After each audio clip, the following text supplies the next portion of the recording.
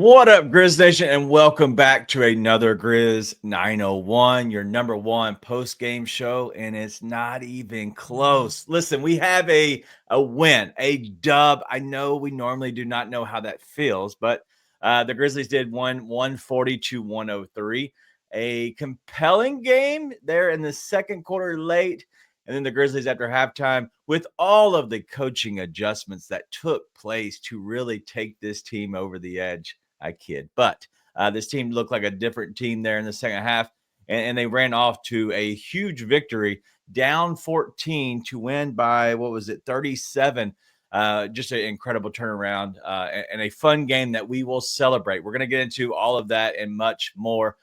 We do have a little Grizz trivia. I hope you're ready because it's going to be March Madness style. But also, we have a little bit of something special, something about the brand, about Grizz 901. You can call it a State of the Union if you would like, but it's a little bit about what's kind of happening and going on with Grizz 901. So we figured we would share that with you and kind of talk through that with y'all. But that's all we got. Nate's here. Let's get to the show.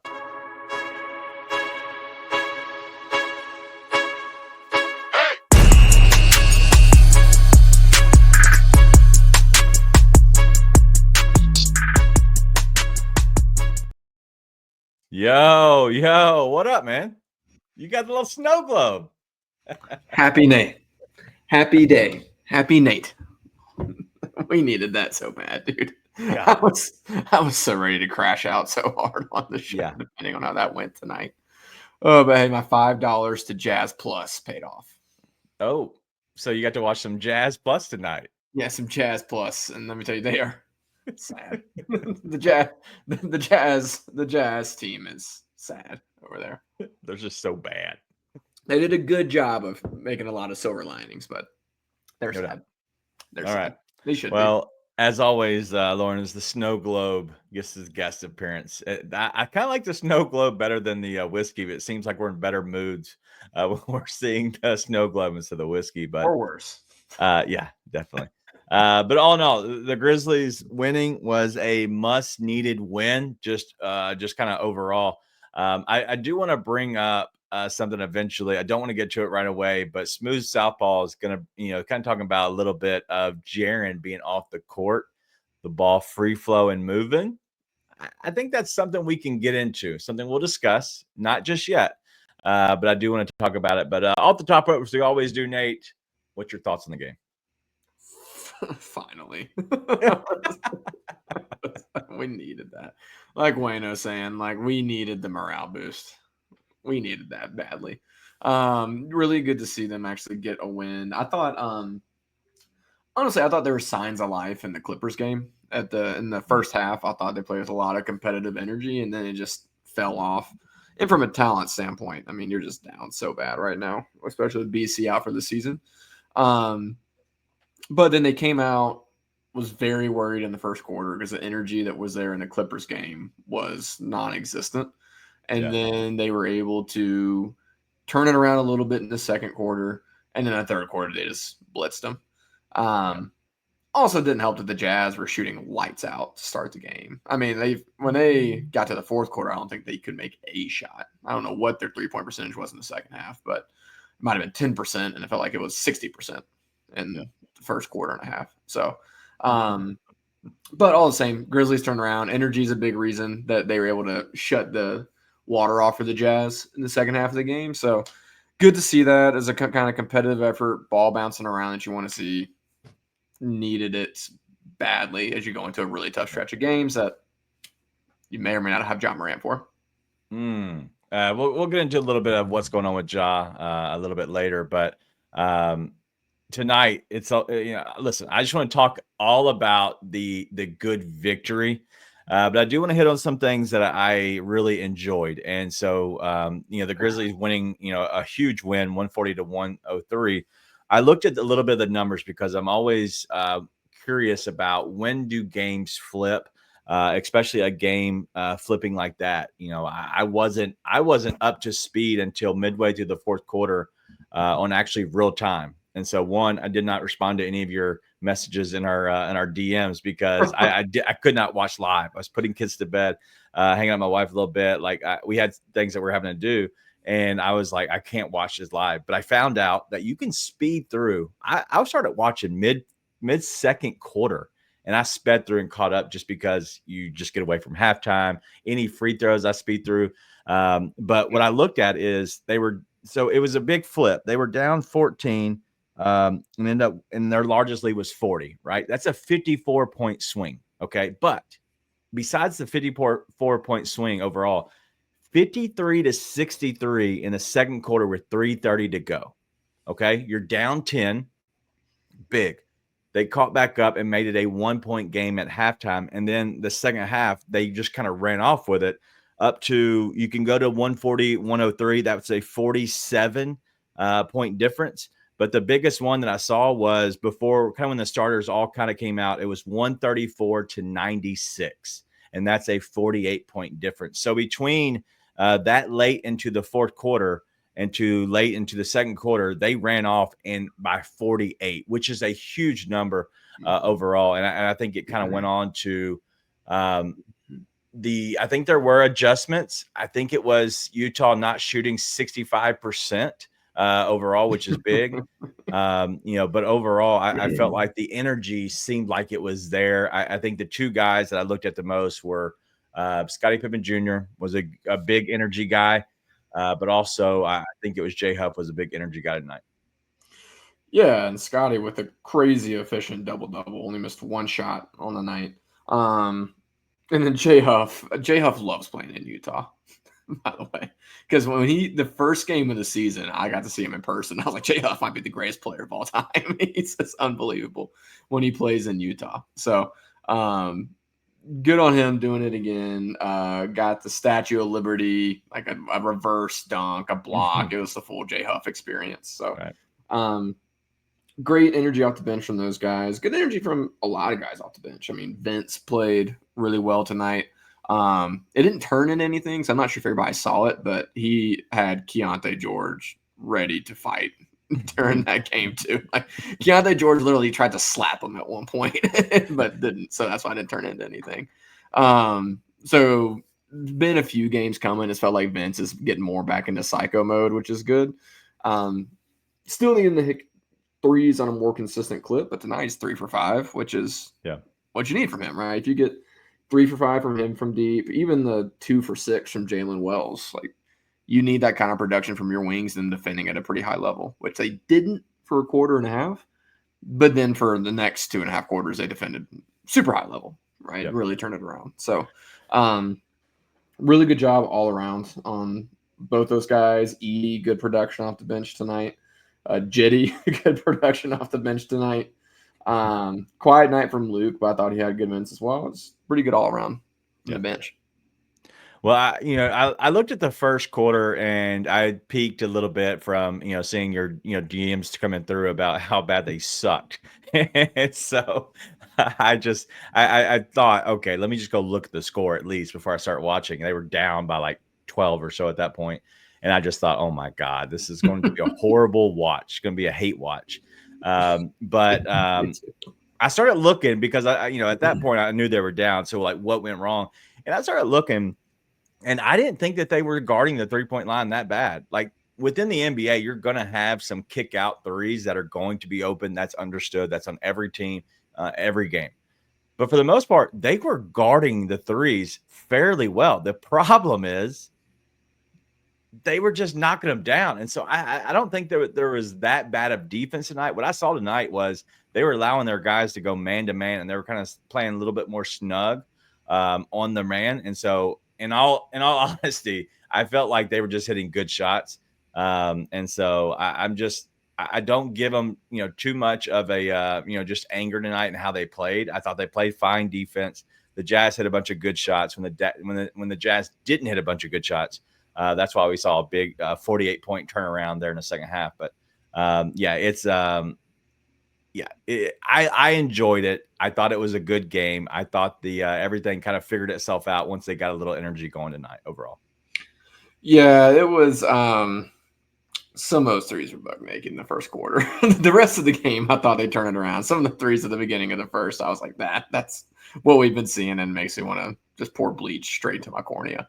but they turn it around eventually. So I think you're right on that. But yeah, I mean, they're clearly trying to do different stuff. I think it's probably going to be too little, too late for Taylor on some of this, regardless of how it goes. But and keep in mind, it is the Jazz who have won, I think, 16 games in total this season. But they've only won one in March.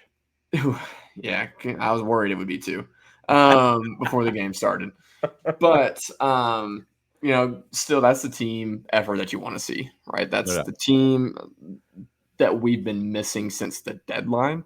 Since the deadline's been a disaster, like really right before the deadline.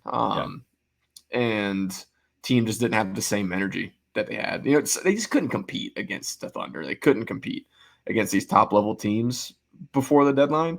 Since the deadline has been like they don't want to compete against these teams. It's felt like they have no confidence. And tonight felt like a flip of that switch. So good timing. Again, they're going to need it for the stretch. No doubt. 1 second. I'm going to go back real quick. Wayno had a comment asking about my kiddos. We had to call the last show Friday night. And I don't think I've talked to you, Nate, about everything since then. So Thursday, my youngest wakes up middle of the hallway, and I hear just a puke, right? And you hear it. I wake up, and I'm like, I'm not running. I don't run down the hall. I'm fast walking, okay, down the hall, and I see just projectile vomit coming out. I'm like, oh, this is awesome. This is spring break, not a big deal. Well, what happened is I'm guessing, and there might be some people that know more than I do. There is a really bad stomach bug going around, and my house caught it. So it was my oldest daughter caught it first, and then my youngest, who, bless her heart, she is puking the first time and looks up and just smiles. And she's 6, right? She smiles and like pukes again, looks up, smiles, wipes her mouth. And I'm like, this is like crazy, like how she took it. It didn't last long. Those smiles kind of faded pretty fast. But then my wife got it, and then I got it late. I think my wife, I don't know. I got it late one night, but my wife was down bad. All 3 were sick that Friday night. And I was like, there's no way I can do anything at this point. And so that's kind of why. But either way, I got it Sunday or maybe late Saturday night, and I was horrible. But I hope if you get it, bless your heart, because it's going to suck. I promise. But either way, thank you for asking for that, Wayno. Appreciate that. But if anybody's tuning in, if you're watching on Twitter, thank you so much. Come over here and hanging out with us over here on YouTube. There's a lot more of you here on this side. I see our guy, Rip Jitty, who is my favorite follow right now on Twitter. He's over here in the chat over on Twitter. But if anybody wants to join us, please join us over here on Bluff City Media, YouTube. Be more than happy to have you. There's always a lot of people that are in the chat, just kind of hanging out, chatting it up, and always going back and forth. But we have a lot that we're going to get into. We're going to keep talking about the game, breaking down the game. We also are going to have Grizz Trivia, which is March Madness style, and then a little State of the Union that I promise you probably don't want to miss. King Meeks, don't leave so quickly. But going through this game, do you think Scottie Pippen Jr. was the best player on the court tonight?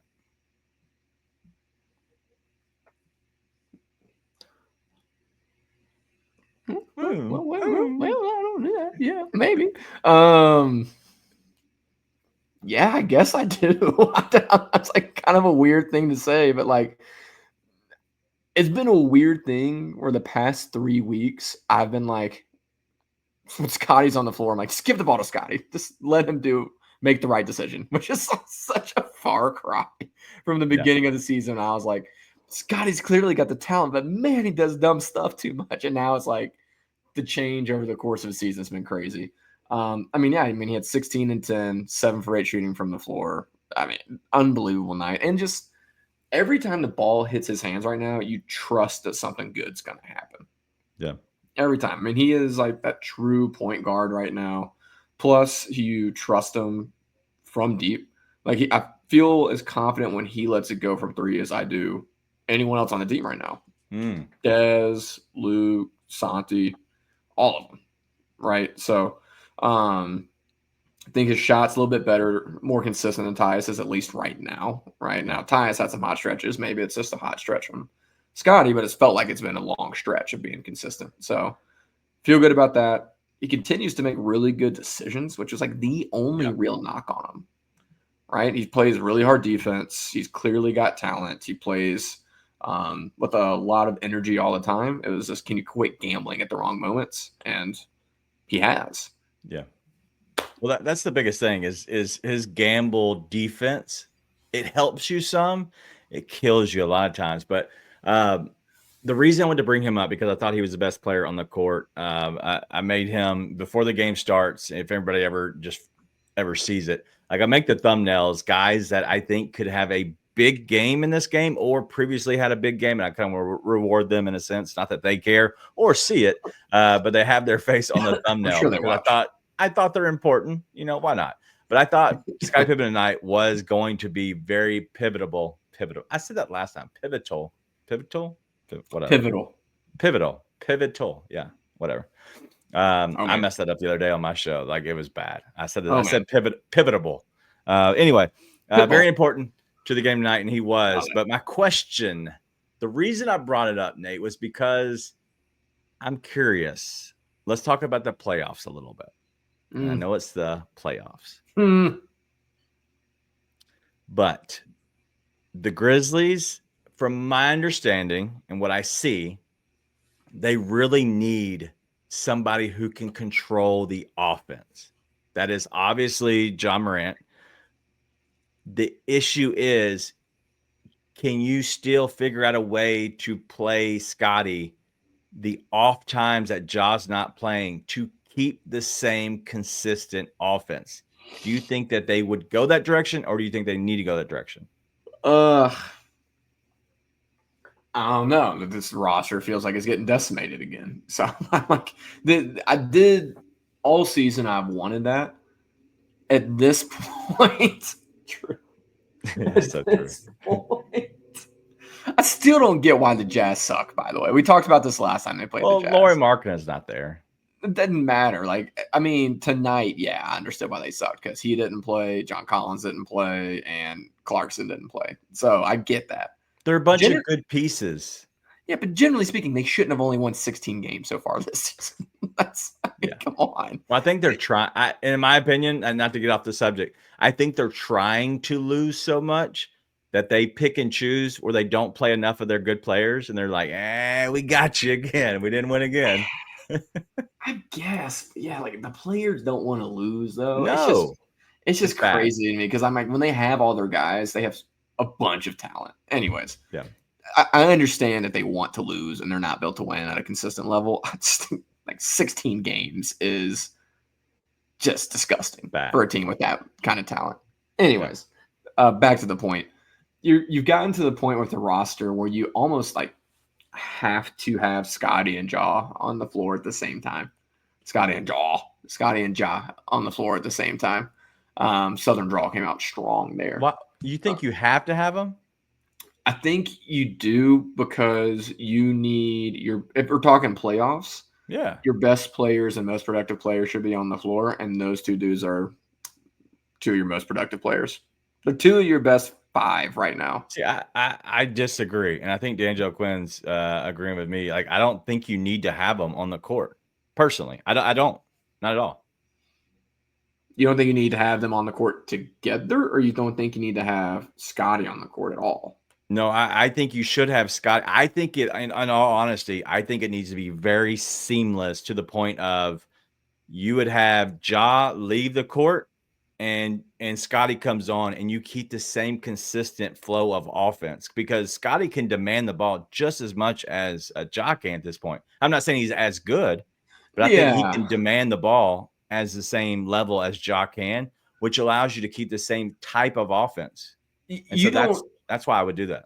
You don't have to have them on the floor always at the same time. Like, I'm not saying all their minutes match up. I'm sorry.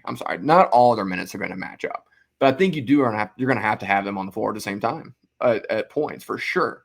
Right? I think Art's speaking Jesus language. 34 minutes for Ja and 14 for Pippen. Perfect. Here's the exercise that I'm going through in my head. Don't go to overtime. Here's the exercise that I'm going through in my head. Okay, so if you don't have Scottie on the floor with Ja, you're going to have Ja, Dez, Jaren are your best. Yeah. At this point, probably Santi. It depends on matchups. It's hard to do the other pieces. No, but I'm just saying, like, let's assume who your best five would be. Santi. Yeah. And then what do you need? You need someone who can defend and who can shoot. If Yes. you I'm want okay that, with them playing next to each other. you want that to be Wells or Vince, right? In theory, that's who you have. But Yeah. truth be told, they're going to get hunted in playoffs, just like we saw what happened to Dylan.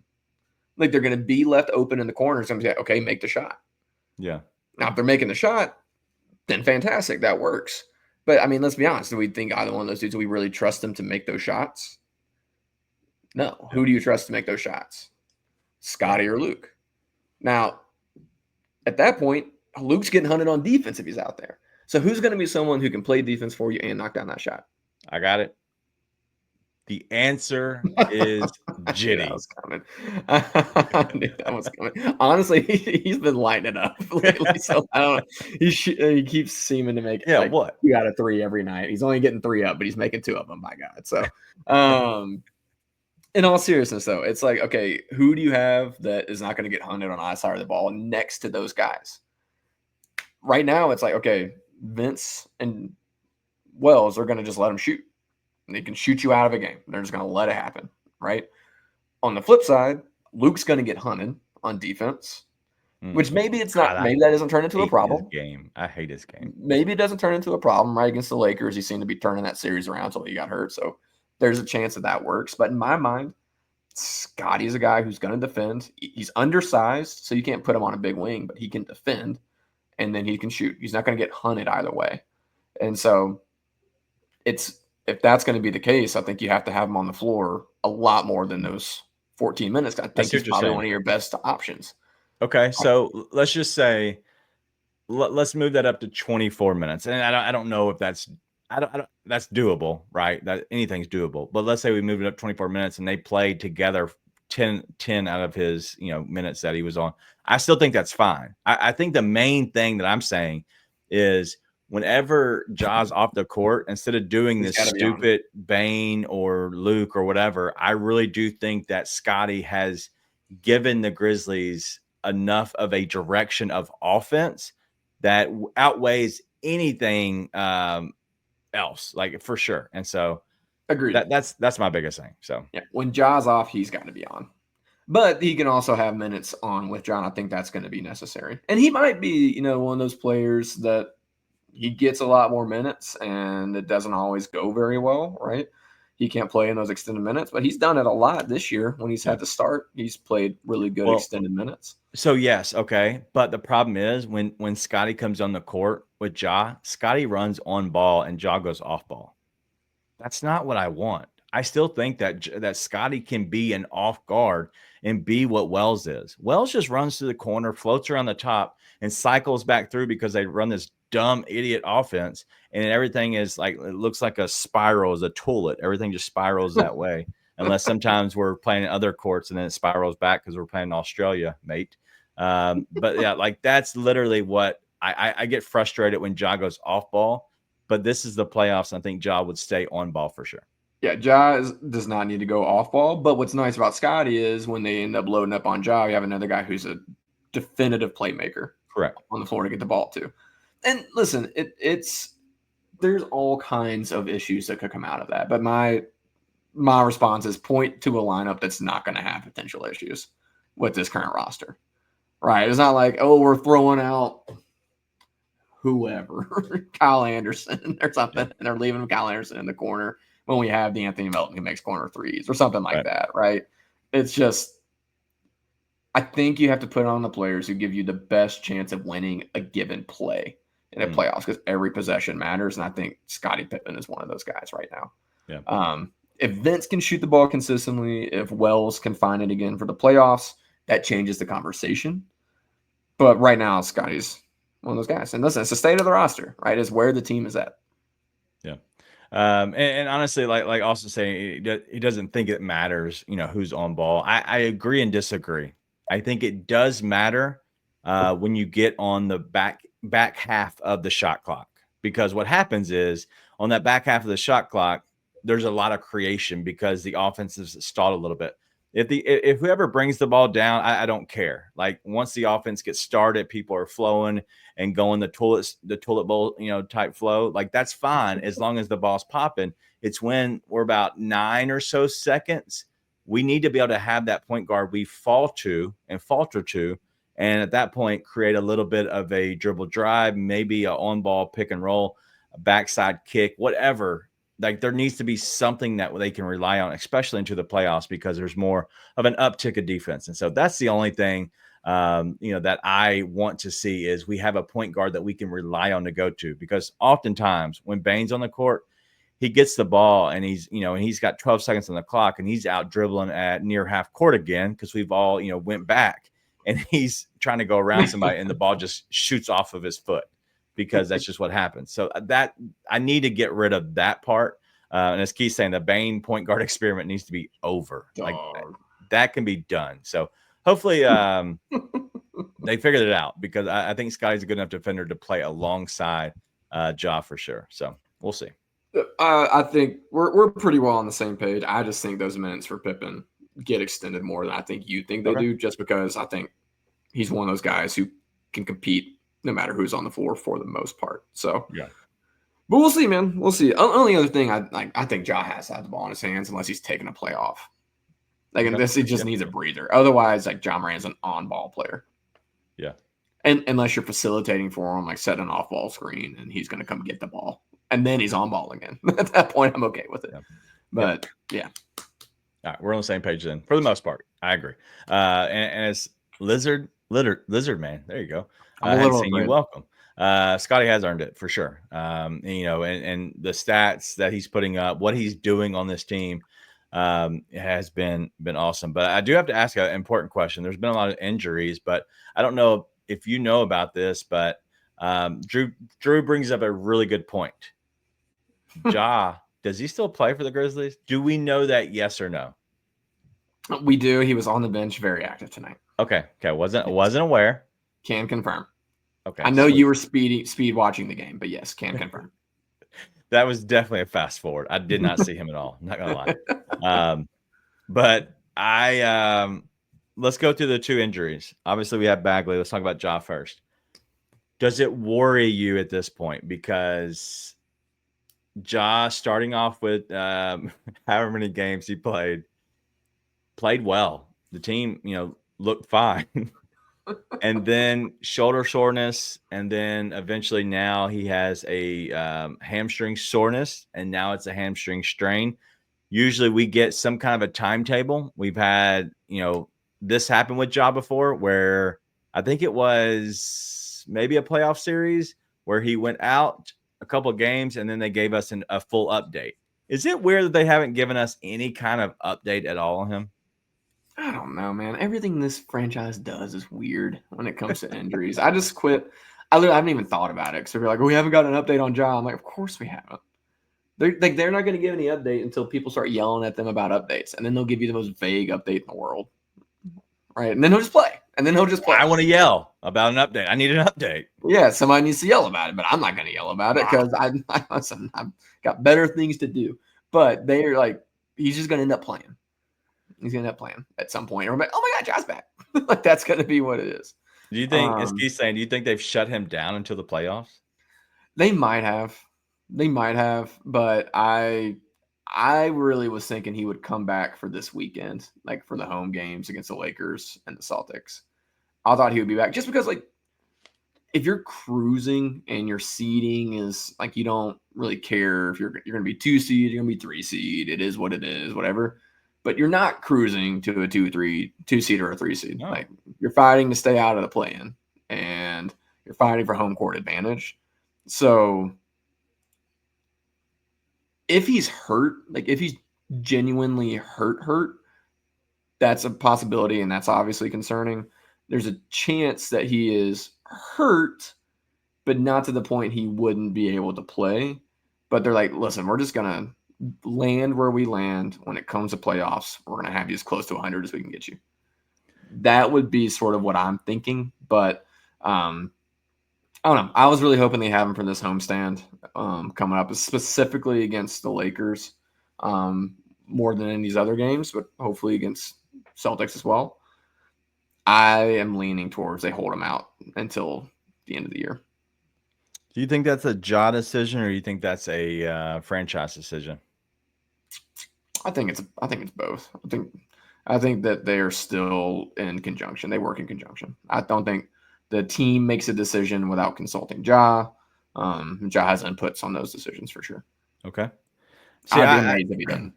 I don't I don't understand it. And somebody was saying that, needing to ramp him up, like that's the biggest thing for me. But I do know that once you're done, I believe it's Sunday's the last game. You're probably not playing until Thursday, Friday. So you're off for a few days no matter what. Like you have a good little break. But that doesn't get you back into the mode. I would be down with him coming back and playing a game, taking a game or two off, playing another game, taking a game off, whatever. Like I just don't understand it. Like there's so many conspiracy theories that are going around. Like I get it. He has not looked like he's been a true leader on the bench. I did not see him tonight, but the past few games, he just looks like he's there. He doesn't look like he's as vocal, and I could be wrong. I might not be able to, I might not see. It might not give him a fair shake because he's not on camera 24/7. I'm not at the game to be able to see that, but it just doesn't look like he's as like involved in the game. And if you're the leader, if you're the best player on the team, that always has to be your goal. Like that has to be your role if you're on the team, is you have to be a guy that is kind of stepping up. And so I'm curious what it is, but they have to ramp him up. There's no way they can set him all the way now until the regular season. The regular season's done. I just don't see how it's possible. I don't think they completely shut him down, but they may not decide like, hey, you're playing again now, and then we're going to play and maybe shut you down for the last 2 games. Like they might really be holding him out to try and get his hamstring and his shoulder right.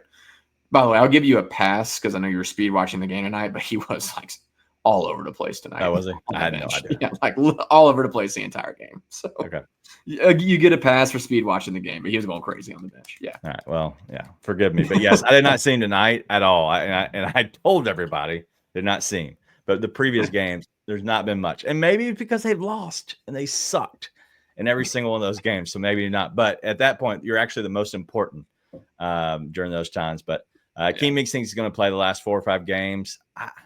I think that's has potential for sure. If he's actually going to do that, or maybe the last 3 of the last 5, 3, and then sit down the last 2 or something. Either way, the Grizzlies now are in 4th. If anybody cares, but they are in 4th. That's changing so much at the moment. OKC still obviously 1st, Houston 2nd, Denver 3rd. We jumped ahead of the Lakers again, so we're flip-flopping back and forth. At this point, we look to be on pace to play the Lakers, but the Grizzlies, if they got hot, they could easily jump above that. I want to go back to Bagley before we talk about that. I don't want to get too far ahead of myself, but I just saw that number, and I wanted to make sure we had it. But Bagley, all right.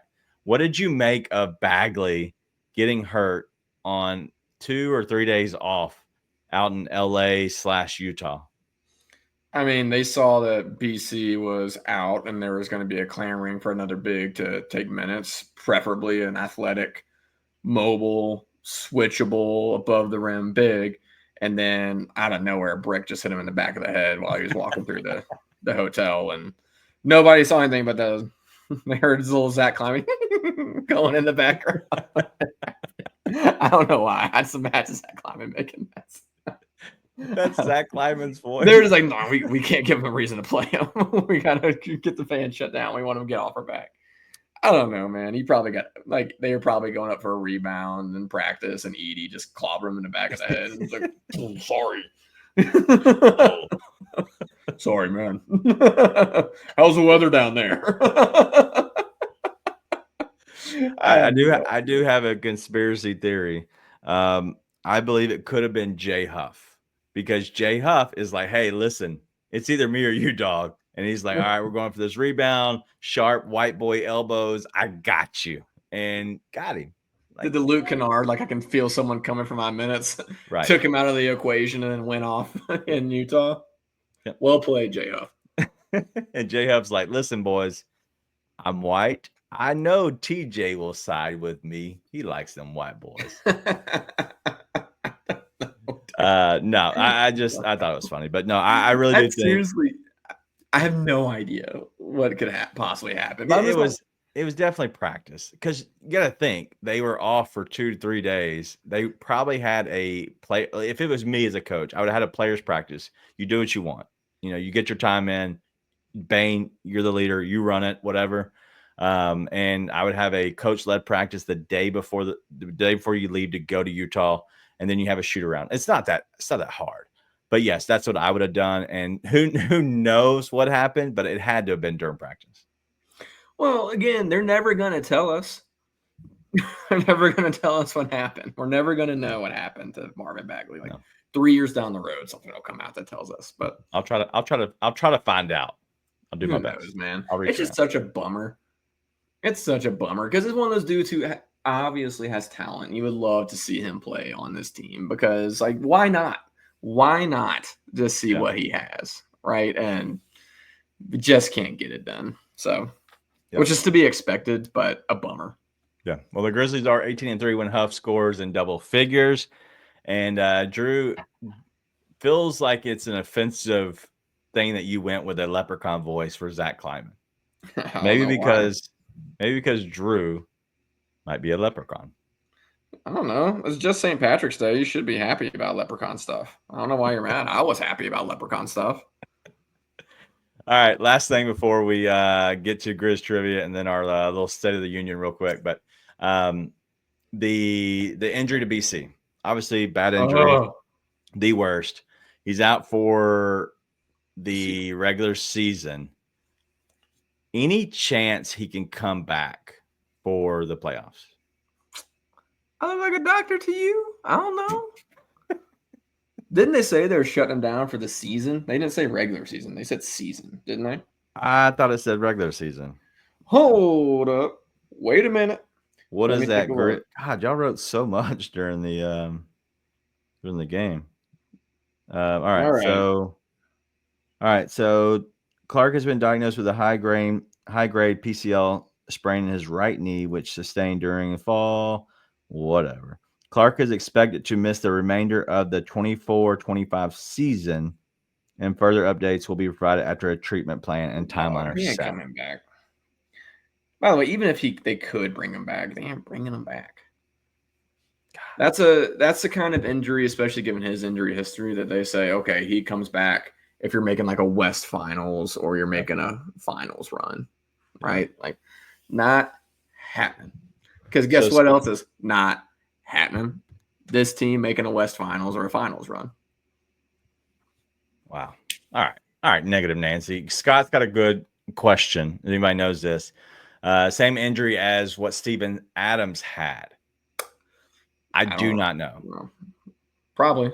Sounds about right. Did it say any grade of the sprain? God, we got doctor. We're going to investigate this, by God. Me, Rage Tempo, Scott Brown, Sweet Swifty. Where's Rusty? King Meeks. High grade. It didn't say what grade. It just said high grade. There's only 4 grades, right? So it's 3 or 4. It's not a tear, which is nice. It's not a 2. It's not a 1 because they're not high. It's a 3 or 4. It has to be. Whatever. Scott. I don't know. I'm trying to look at it. I got nothing for you. I hope that's a good enough answer for you. He ain't coming back. All I got. He's not coming back. He's not coming back. All right. Thanks for ruining my night. I had hope that he would. Well, that was a stupid hope to have. I don't know what to tell you. Thanks a lot. It's a dumb hope. Bad hope. All right. Enough about the game. The Grizzlies do win 140-103. After a tumultuous, very tumultuous first half. It was ugly. Ugh. They did end up going into the second half down by 1, end up running off and had a great second half. So end of the day, great game out of them. They did what they had to do. And so at that point, you're talking about a team that just kind of had to get on the gas, and they did and took off in the second half. And so shout out to them. But as you all know, we try to do a little trivia around here. This is King Meeks trivia, sponsored by Dodge's Chicken and Dixie Queen.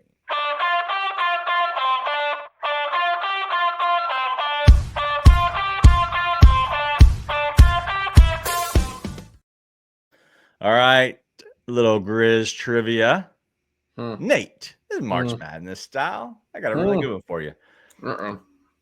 This is for the Grizzlies because this is Grizz trivia. This isn't your NBA trivia. This is Grizz trivia. What 3 players have the most NCAA tournament wins? J Huff. Burner. J Huff. J Huff is one of the 3. Brandon Clark. Brandon Clark. Really? So Brandon Clark. I figured the Zags would have gotten some. All right. So funny thing about Brandon Clark, he played 2 years at San Jose State, and where they did not go, he only played 1 year for Gonzaga, and he had 3 wins. Only 1 year. That makes sense. Edey, duh. Zach Edey leads with 7. But did you know that the 2 people that you mentioned, both, I want to say they did, both had first round exits as like top seeds? Purdue, actually, I did. Purdue and Virginia both had first round exits as top seeds. I know one time they were both, whatever, but yes, very high seeds in the other years that they played, but they did both go on to win a championship. They also played a bunch of years, which is what I'm thinking of. Both played 4 years. Yeah. How many years did Luke play? Luke played 2 years. 2 years. It wouldn't be Jaren. Wouldn't be Ja. Ja had none. Or 1. Sorry, Ja had 1. You know who I was surprised about? Who? Scottie Pippen Jr. Why? Yeah, I thought Vanderbilt would get 1. Yeah, I would have landed exactly on 1. All right. I feel like this is the sneaky one. I feel like J Huff was a little bit sneaky. I feel like there's a big sneaky one on here, but it makes a lot of sense and it's recent, which is the only reason I'm going to get it if it's true. Is it Cam Spencer? It is Cam Spencer. He's got 6, and so the question is, what 3 NBA or 3 players have the most NCAA tournament wins? And Zach Edey was 7, Cam Spencer was 6, and J Huff was 6. Nice. Any questions on the other guys? Like, I was looking at, I was shocked with the Brandon Clark, but he did go 2 years at San Jose State. Yeah, I thought he had more than 3. Bain had 4 years at TCU, had 0. Marvin Bagley had 1 year, and they went to the Elite 8. I believe he had 3. Santi had none. How many do you think Yuki had? 1? 0. Yuki, he played overseas, bro. Huh. Oh no, I'm thinking of the dude for Nebraska. I'm sorry. Does that make me racist? Sorry. I was looking at something else and then he asked that. I was like, oh yeah, that dude that played for Nebraska. Yeah, they didn't win a game either. So they are still 0. They're still 0. I do have another question. And this is for the chat. I wonder if the chat can get this one. What player played for the most teams in his NCAA career? What player I know this one. played for the most teams in his NCAA career? I think because there's a lot of guys, obviously, and one guy I was shocked with. I didn't know that he played somewhere before he went to another bigger team. This looks like a lot of people are getting. Well, what's your read on this? Oh, I think I got it wrong looking at the chat. I thought it was Jalen Wells. So Jalen Wells played 2 years at Sonoma State and then 1 year at Washington State. That is wrong. Oh, I thought he had one in between Sonoma and Washington State. Dang. Okay. No. So the chat is right. What everybody else is saying. I'm assuming they're right. Chat is right. Cam Spencer, he played Loyola so he played 19, 20, 20 to 21, 21, 22. Because he got the extra year for COVID, he went to the Rutgers for 1 year, from Rutgers to UConn for that championship season. So he actually played 5 seasons And because he got that COVID year, he played with Santi, Mm, 19, what is it? 19, 20, 21. So 2 years with Santi. Yeah. got it. Cool. Got it. Yeah, I thought that Wells played for 3. Yep. My mistake. I'm Zion, the guy I sorry. was shocked about is Zion Pullen. He played 2 years he played 3 years at UC Riverside, then went 1 year at Florida. Oh, well, I don't know that either. Yeah. I don't know much about Zion Pullen, to be fair. No, he is. He's good. I think he's done for the season though, just overall down in the G League. He's been awesome. But anyway, I thought that was fun. I thought we would share that. It's always good to kind of dig in a little bit to a little bit of the trivia, but also a little bit of what's. Yeah. Yeah. So It's anyway, the best. I love it. King makes trivia. It's All my right. favorite. All right. So I tease a little bit give a little bit about the State of the Union. So I figured we share that tonight. Me and Nate have been talking about a little bit about what's going on with the Grizzlies, but also what's going on with Grizz 901. So a little story time with Daniel. Oh gosh. One, I just want to say thank you to everybody who is the OGs, the family that we all call family here. That the people that have been true OGs and are here, whether it's a win, whether it's a loss, being here allows us to do what we do. It allows us to have fun. It allows us to honestly do the show. And it is probably a bright spot. I know for both of us, I'd assume, but I know for me, it is a bright spot to be able to get to do this show and have a good time for sure. But the background disappear. Nope, you're good. I'm not sure what you're asking, but yeah. Anyway, but yeah. So it's been it's been a fun time, and so we want to just share our thankfulness, but also a little bit of how it all got started. Grizz on One became literally just from a stupid NBA podcast that me and Ryan and my buddy, was doing. I forgot Cody. We're doing together. Turned into a Grizzlies kind of NBA stuff. I kind of went off to the side at that point.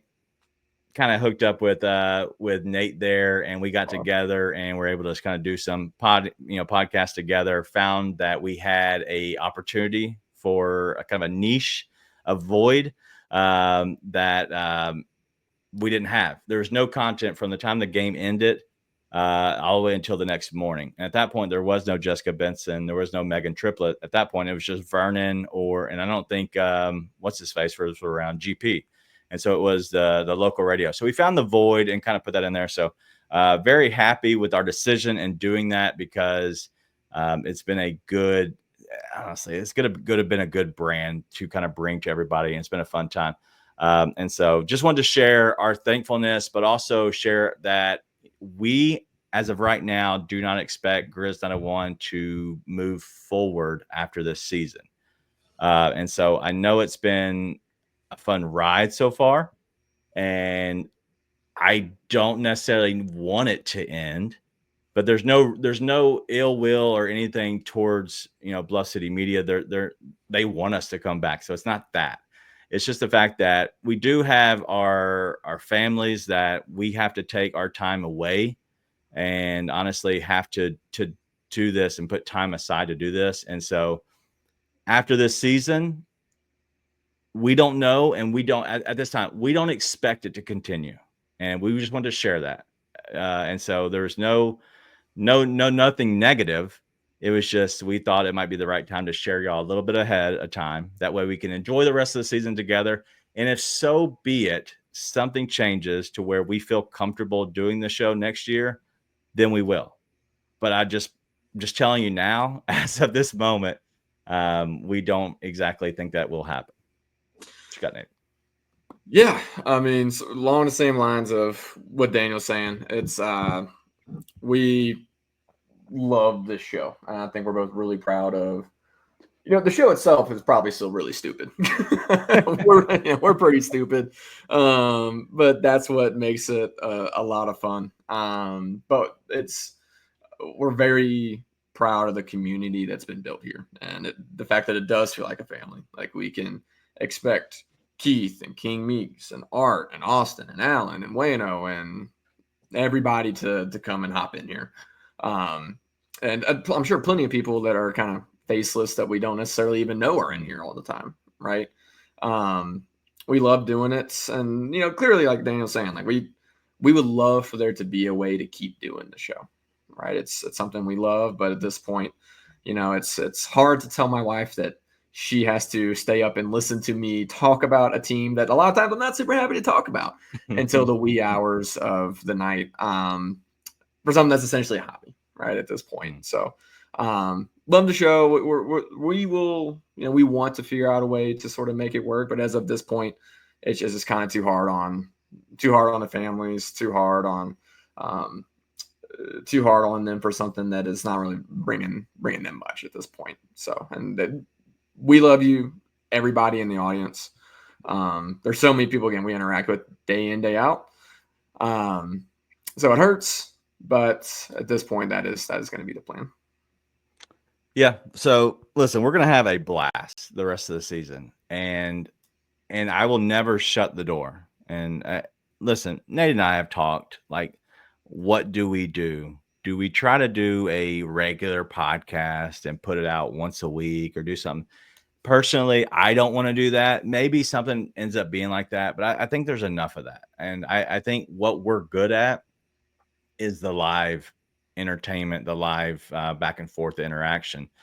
And so I won't ever close the door ever.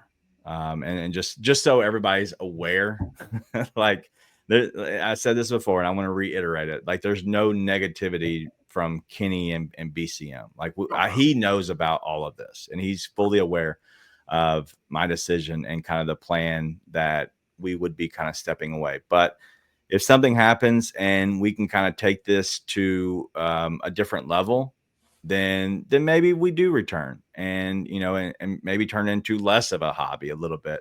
And so it's not about anything like that. It's not about any negativity or anything bad. And who knows, but either way, the door isn't closed, but we just want to share that as of right now, we have let everybody know that we're not going to be returning next year. So I don't know what is going to happen. Just kind of moving forward. But it will be a fun rest of the season. Like, that's the biggest thing. And the fact that y'all are just like cracking me up, man. Like I'm sweating. I'm sweating right now. I hate sharing that information, but like literally, like I'm sweating at the moment. That's why I've been drinking so much water. And so I don't know. So listen, if there's ideas that you want to throw our way, if there's sponsors, you can throw them our way too. But if there's ideas, I've thought of some different things that we could try. I don't know what that looks like with our schedule, but either way, we'll figure something out, and if we can make it work, great. But just wanted to share that right now that there is, at this moment, there's nothing that we have planned to do it just in general. So we'll see. Yeah, and we make sure to dump the news at the same time the Grizzlies dump the injury news. So everybody go check the Undertaker tweets, because the timing is probably similar. They're probably copying us on that. But couldn't say it better myself. Door's always open. All love to Kenny, to BCM. Like I said, there's no ill will either way on that. Just one of those things, got to put the family first, and that is that for now. I hate ending the show that way because I just feel like it's just so dead, but I don't know Grizz win. I don't know what I was going to talk about besides the actual shaking of the snow globe. But yes, I would love to do. I would love to do a meet hangout. I hate saying meet and greet. I don't know what you call it, but just kind of like a hangout and see everybody from the other side. I think it'd be a great time for sure. So either way, can't thank you all enough for the support because it has meant a lot. And I promise you, I love doing this show. Now, in general, early in the season, I was definitely going off the deep end. Grizz only fans. That would be awesome. I was going off the deep end. I just literally was just so frustrated with everything. I needed to be more positive and enjoy the season, because sometimes being on this side, you have to dig in and you're so invested. I know a lot of fans are as well. you get like, so you're so deep into it, you can't really enjoy it. And so I had to pull myself out of that. And so, yes, it was tough. And I see Smooth Southpaw right there. What he said. I'm bringing it up. That, to be clear, we probably wouldn't have announced it if no, they lost tonight. no, like that's. I mean, that would have been like, it wouldn't have been an announcement. It just been me even walk off the show and you never see me again. There'd have been no announcement about it. It'd have been a Scottish goodbye, not even an Irish goodbye.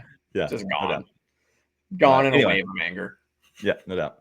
But no, I just want to say thank you, everybody. It's been fun. It's been a blast. We're still going to be here. We're still going to hang out. But after the playoffs are done, I know we're going to take a break. I know in the past we've done some other shows. In all honesty, I think that our best thing has been a full break from the time the season ends until, and having that last show, wrapping the season up then and being done has actually been beneficial. Last year was so much better, I felt like, for us. Yep. We didn't have to do the other shows throughout the year. Anyway, who knows what happens? If something happens and we figure out a new deal and we figure out whatever, then so be it. We'll come back. But as of right now, we have no plans to, and just wanted to be honest.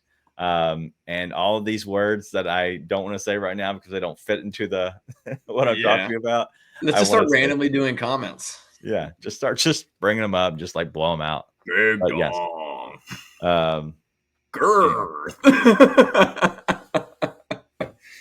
Oh man, yeah, we're still gonna have a ton of fun the rest of the season. And again, doors always open, but right now it's just my wife is like begging me to go to sleep, so we're gonna have to listen to that.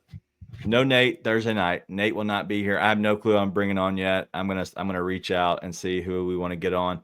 I did reach out to somebody who promised me he would come on throughout the end of the year. So I don't know if either me or Nate will miss at some point.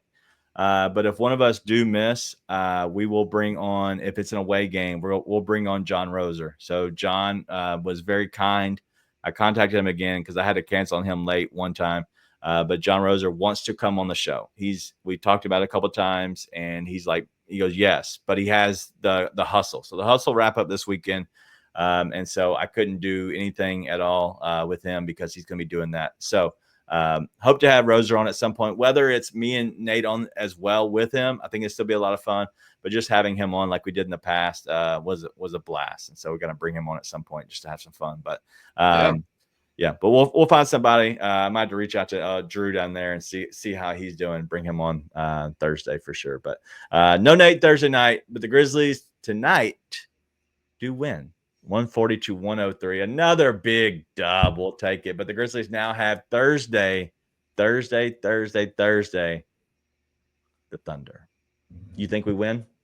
Big dub. First dub. You do not believe we win. We're gonna watch the game. That's what's gonna happen. We're gonna have the snow I don't even globe think you're on going hand. to watch the game. We're gonna have the snow globe on hand. I'll probably have it on my phone depending on the score. Yeah.